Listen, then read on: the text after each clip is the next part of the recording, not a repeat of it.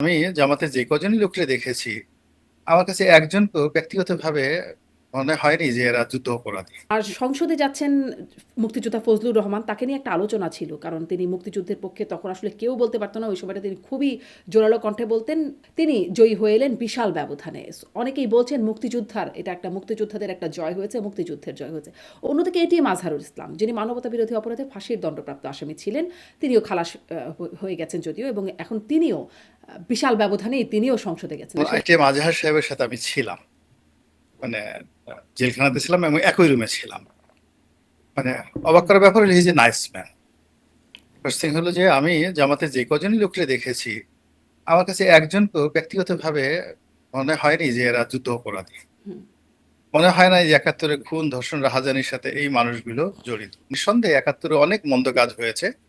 তারা হয়তো নেতৃত্বে ছিলেন, তারা হয়তো কমান্ডিং এ ছিলেন, ইটস ওকে। কিন্তু ব্যক্তিগতভাবে মানে ওনারা লেখাপড়া, তাদের ব্যক্তিগত জীবন, বোঝাপড়া সব মিলিয়ে আমাদের যে এভারেজ যারা রাজনীতিবিদ তাদের সাথে ওনারা অনেক শ্রেষ্ঠ, এতে কোনো সন্দেহ নেই।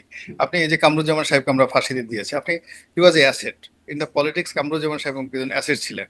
এই যে মীর কাসিম সাহেবের ছেলে আরমান হয়েছে, আর যদি মীর কাসিম সাহেব জীবিত থাকতেন, মানে এটা দেশের জন্য অনেক উপকার হতো।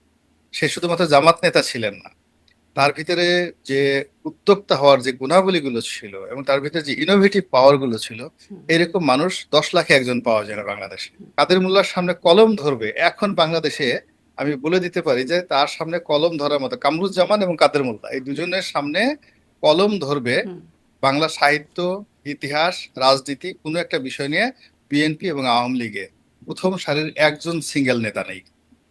এই মানুষগুলোকে আমরা মেরে ফেলেছি। যুদ্ধাপরাধীদের যে বিচার হয়েছে, এটাকে আবেগ কাজ করেছে, সেন্টিমেন্ট কাজ করেছে, কিন্তু এখানে আসলে কিন্তু জনাব ন্যায় গোলাম বিচার মোল্লা আলী, হয়। আপনি খুব সুন্দর করে বলছেন তাদের যে জ্ঞান গরিমা সেই মাহাত্ম্য জায়গাটা, কিন্তু ধরেন আওয়ামী লীগ, আচ্ছা তারা না হয় রাজনৈতিক প্রতিপক্ষ, বিএনপি, জাতীয় পার্টি, বাম দলগুলো, ইভেন এনসিপি তাদের সাথে যে জোট করলো, তারাও জোটের আগে মানে এক বাক্যে সবাই সেই দলকে মানে সেটিকে স্বাধীনতা বিরোধী, মুক্তিযুদ্ধ বিরোধী বলে। মানে আমাদের সেটা তো আমাদের সেটা তো নিজেকে কোনো কেউ কোনো এটাতে কোনো সন্দেহ জ্ঞাপন না করে না না একরকম, এটি তো কেন? সন্দেহ হবে না। মূল ব্যাপারটা হলো আমাদের এখানে সবাই পপুলার রাজনীতি করে, সত্য কথাটা বলার সাহস জামাতেরও নেই।